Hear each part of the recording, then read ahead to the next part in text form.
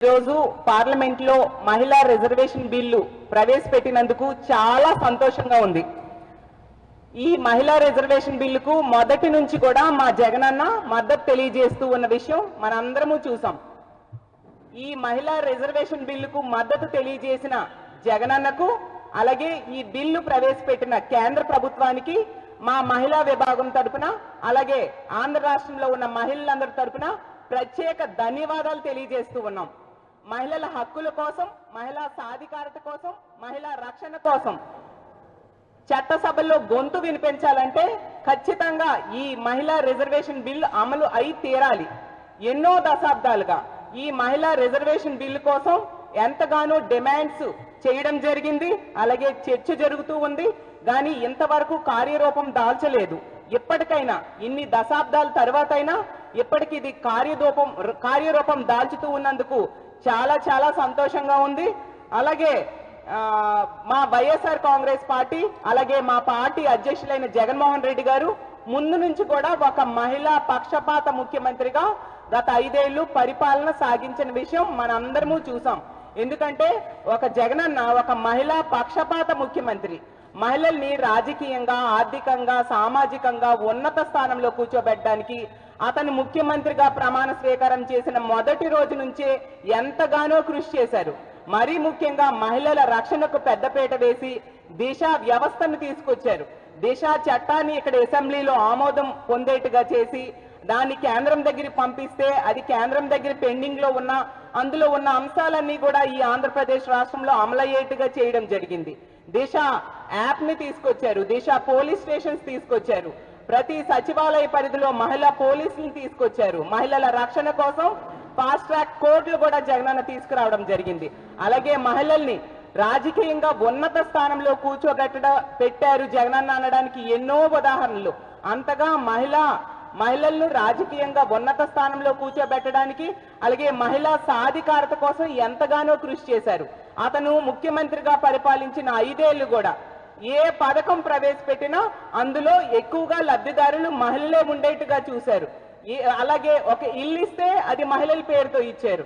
ఒక పథకం, ఒక అమ్మఒడి అవ్వచ్చు, చేయూత అవ్వచ్చు, ఆసరా అవ్వచ్చు, ఫీజు రీఎంబర్స్మెంట్ అవ్వచ్చు, ప్రతిది కూడా మహిళల పేరుతో ఇచ్చిన మహిళా పక్షపాత ముఖ్యమంత్రి ఈ రాష్ట్ర చరిత్రలో ఎవరైనా ఉన్నారంటే అది జగన్మోహన్ రెడ్డి గారే. గతంలో మహిళా సాధికారత కోసం వైఎస్ఆర్ గారు ఎంతగానో కృషి చేస్తే అంతకు డబుల్ జగనన్న ముఖ్యమంత్రిగా ఉన్న కాలంలో మహిళా సాధికారత కోసం కృషి చేసిన విషయం మనందరము చూసాము. చట్టం చేయకపోయినా, రాజ్యాంగం ఇవ్వకపోయినా కూడా జగనన్న ఎంతగానో మహిళా సాధికారతకు, మహిళలకి రాజకీయంగా ఉన్నత స్థానంలో కూర్చోబెట్టడానికి కృషి చేసిన పరిస్థితి మనం చూసాం. స్థానిక సంస్థల్లో 50% రిజర్వేషన్స్ కల్పించిన ఘనత one and only CM Jaganmohan Reddy గారు. అంత గొప్పగా మహిళలకి రాజకీయ పదవుల్లో ప్రాధాన్యత ఇచ్చారు. అలాగే నామినేటెడ్ పోస్టులు, నామినేటెడ్ వర్క్స్ లో 50% రిజర్వేషన్స్ కల్పిస్తూ జగనన్న ఏకంగా అసెంబ్లీలో చట్టాన్నే తీసుకొచ్చారు. ఇంత గొప్పగా మహిళా సాధికారత కోసం కృషి చేశారు. అలాగే జాబ్స్ లో తీసుకుంటే సచివాలయ ఉద్యోగాల్లో జగనన్న సగం, అలాగే వాలంటీర్ ఉద్యోగాల్లో సగం ఉద్యోగాలు మహిళలకే ఇచ్చేట్టుగా జగనన్న ఆ రోజు అవకాశాలు కల్పించిన విషయం మనం చూసాం. ఎంత చక్కగా రాజ్యాంగం ఇచ్చిన అవకాశాల కంటే జగనన్న రాజనీతి వల్ల ఈ రాష్ట్రంలో ఉన్న మహిళలు జగనన్న ముఖ్యమంత్రిగా ఉన్న 5 ఏళ్లు ఎంతో చక్కగా రాజ్యాంగ పదవుల్లో కూర్చున్న విషయం ఈ రాష్ట్ర ప్రజలందరూ కూడా గమనించారని తెలియజేస్తూ ఉన్నాను. ఎంత చక్కగా మహిళా పక్షపాత ముఖ్యమంత్రిగా జగనన్న పరిపాలించడమే కాకుండా మహిళా సాధికారత కోసం జగనన్న కృషి చేస్తే ఈ రోజు బిల్లు ప్రవేశపెట్టారు కేంద్ర ప్రభుత్వం. దానికి మొదటి నుంచి కూడా మా వైఎస్ఆర్ కాంగ్రెస్ పార్టీ మద్దతు తెలియజేస్తూ ఉండే విషయం మనం చూసాం. అలాంటి పరిస్థితిలో టీడీపీ ఎంపీ గారైన బైరెడ్డి శబరి గారు ఆవిడ మాటలు చాలా తీవ్ర అభ్యంతకరంగా ఉన్నాయి. ఎందుకంటేనంట ఈ బిల్లుకు మద్దతు తెలిపిన మా వైఎస్ఆర్ కాంగ్రెస్ పార్టీ గత 5 ఏళ్లు పాలన అంట ఏంటి డార్క్ పీరియడ్ అట. అమ్మ శబరి గారు, మీకు ఒకటే చెప్తున్నాను, మాది డార్క్ పీరియడ్ కాదు. మా జగనన్న పాలన మహిళలకి గోల్డెన్ పీరియడ్. మా జగనన్న పాలన మహిళలకి ఒక స్వర్ణ యుగం లాంటి పాలన. డార్క్ పీరియడ్, చీకటి పీరియడ్ ఏదైనా ఉందంటే ఈ 22 నెలలుగా మీరు అధికారంలోకి వచ్చాక ఉన్న పాలన, అలాగే గతంలో 2014 నుంచి 19 మధ్య మీరు పరిపాలించిన పాలన చీకటి పీరియడ్ ఈ రాష్ట్రంలో మహిళలకి. మీ పాలనలో ఇప్పుడు అలాగే గతంలో కూడా మహిళలకి రక్షణ లేదు, గౌరవం లేదు. అందరి మహిళల వరకు ఎందుకమ్మా? మీకు అసలు మీ పార్టీలో గాని మీ ప్రభుత్వంలో గాని మీకు గౌరవం ఉందా అని నేను అడుగుతూ ఉన్నాను. ఎందుకంటే సీఎంఓ అధికారైన కార్తికేయ మిశ్రా అనే వ్యక్తి మీకు వ్యక్తిగతంగా కించపరిచారా లేదా? అలా కించపరిచినప్పుడు మీ ముఖ్యమంత్రిగా చంద్రబాబు నాయుడు గారు, లోకేష్ గారు ఎటువంటి చర్యలు తీసుకున్నారు అతనికి ఎగనిస్ట్ గా? అతను ఒక మహిళని కించపరిచినప్పుడు చర్యలు తీసుకోవాలి కదా. మరి వాళ్ళు ఏం చేశారు? అతనికి మద్దతు తెలియజేశారు, మీకు అవమానం జరిగినా పట్టించుకోలేదు.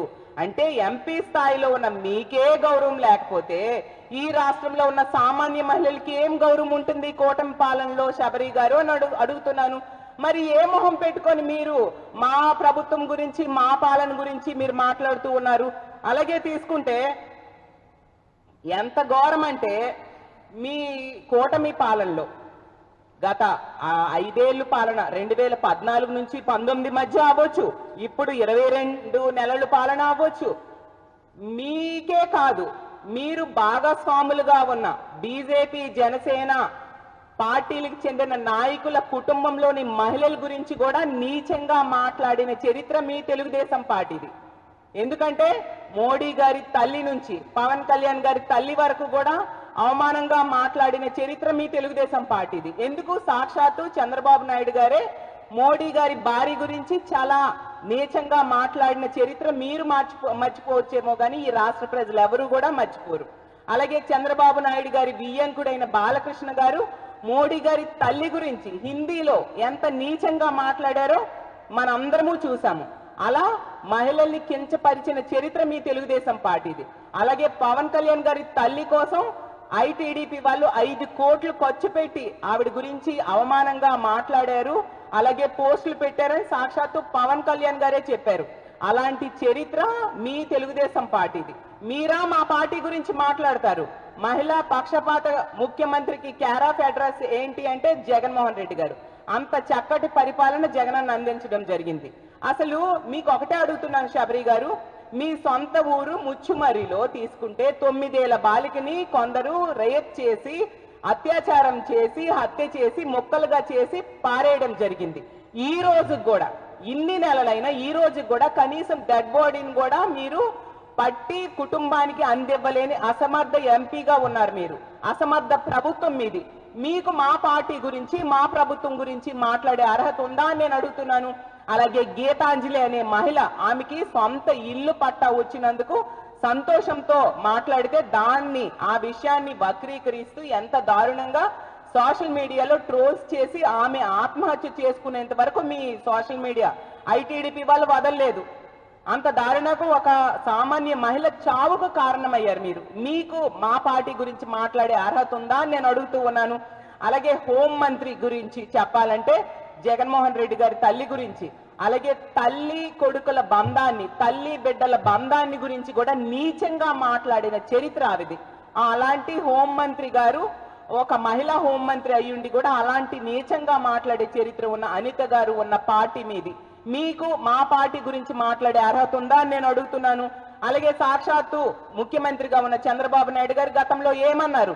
కోడలు మగబిడ్డను కంటానంటే అత్త వద్దంటుందా అంటూ ఆడబిడ్డల పుట్టుకునే చులకన చేసి మాట్లాడిన చరిత్ర ఉన్న పార్టీ మీది. అలాగే తీసుకుంటే జగనన్న మీద, అలాగే భార్య అయిన భారతమ్మ మీద, బిడ్డల మీద కూడా ఎంత నీచంగా కుటుంబ సభ్యుల మీద కూడా సోషల్ మీడియాలో పోస్టులు పెడుతూ లేనివన్నీ ఉన్నట్టుగా క్రియేట్ చేస్తూ మీరు సోషల్ మీడియాలో ప్రచారం చేస్తూ ఉన్న అత్యంత దారుణంగా మహిళలను అవమానిస్తూ ఉన్న పార్టీ ఏదైనా ఉంది అంటే అది తెలుగుదేశం పార్టీ. మీరు ఏ మొహం పెట్టుకొని మహిళల భద్రత కోసం, మహిళా సాధికారత కోసం మీరు మాట్లాడతారు? ఆ అర్హత మీకు ఉందా అని నేను అడుగుతూ ఉన్నాను. అలాగే తీసుకుంటే మీ పార్టీ కోసం ప్రాణం పెట్టి కష్టపడి పనిచేసిన జూనియర్ ఎన్టీఆర్ గారి తల్లి గురించి నీచంగా ఒక మీ పార్టీకి చెందిన ఎమ్మెల్యే మాట్లాడితే అతన్ని శిక్షించాల్సింది, దండించాల్సింది పోయి అతనికి అండగా నిలిచారు మీ చంద్రబాబు నాయుడు గారు, లోకేష్ గారు. మీ పార్టీకి అర్హత ఉందా మహిళల కోసం మాట్లాడే అర్హత నేను అడుగుతూ ఉన్నాను. అలాగే తీసుకుంటే డ్వాక్రా రుణమాఫీ చేస్తానని చెప్పి చేయకుండా మోసం చేశారు చంద్రబాబు నాయుడు గారు. మీరా మహిళల కోసం మాట్లాడతారు? 10 లక్షల వరకు 0 వడ్డీకి రుణం ఇస్తానని చెప్పారు. గతంలో 3 లక్షల వరకు ఇస్తున్నారు, మేము అంతకంటే ఎక్కువ ఇస్తామని చెప్పి ప్రగల్భాల పలికి మహిళలు ఓట్లు వేయించుకొని అధికారంలోకి వచ్చి 22 నెలలైనా ఇవ్వకుండా మోసం చేసిన చరిత్ర మీది. మీరా మహిళల కోసం మాట్లాడుతున్నారు. అలాగే తీసుకుంటే ఆడబిడ్డనిది ఇస్తానని చెప్పి 19 ఏళ్ల నుంచి 59 ఏళ్ల మధ్య ఉన్న మహిళలకు ఆడబిడ్డనిది ఇస్తానని చెప్పి 22 నెలలైనా కూడా ఇవ్వకుండా మోసం చేసిన మహిళా ద్రోహి పార్టీ మీ పార్టీ. మీకు మహిళల కోసం మాట్లాడే అర్హత ఉందా నేను అడుగుతూ ఉన్నాను. ఎంత ఘోరం అంటే, మీకు నిజంగా మహిళలంటే గౌరవం ఉంటే, మీకేమైనా చిత్తశుద్ధి ఉంటే, మోడీ గారి తల్లిని, పవన్ కళ్యాణ్ గారి తల్లిని, అలాగే జూనియర్ ఎన్టీ రామారావు గారి తల్లిని అవమానించిన వాళ్ళ తరపున, మీ పార్టీ వాళ్ళ తరపున మీరు ముందు క్షమాపణ చెప్పండి. ఈ రాష్ట్రంలో ఉన్న మహిళలకి క్షమాపణ చెప్పి అప్పుడు మాట్లాడండి మహిళల కోసం, అలాగే మహిళల సాధికారత కోసం అని తెలియజేస్తూ ఉన్నాను. అలాగే మీ ముఖ్యమంత్రి అయిన చంద్రబాబు నాయుడు గారు మహిళలకి చేసిన మోసం,